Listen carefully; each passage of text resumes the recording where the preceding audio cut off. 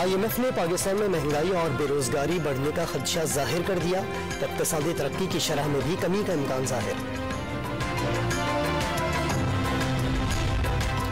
वजीर दाखिला पंजाब हाशिम डोगर ने इस्तीफा दे दिया।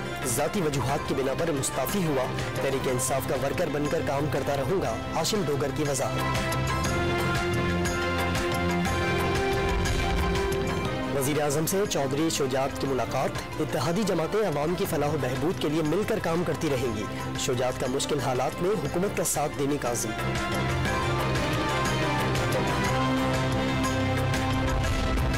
इमरान खान के खिलाफ फॉरेन फंडिंग के मुकदमे पर लाहौर में PTI का एहतजाज। इमरान खान को इंतकामी कार्रवाई का निशाना बनाया जा रहा है, मुजाहिरीन का मौक़िफ़।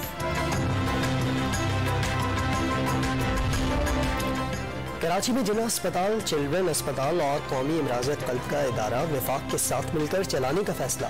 सिंध काबीना ने समरी की मंजूरी दे दी। कराची में मेट्रोपॉलिटन यूनिवर्सिटी बनाने का भी फैसला। सवात में स्कूल वैन पर फायरिंग के खिलाफ धरना 2 रोज बाद खत्म। इंतजामिया ने जामहक ड्राइवर के बच्चों की कफालत का जिम्मा उठा लिया। मकतूल ड्राइवर की नमाज जनाजा भी अदा।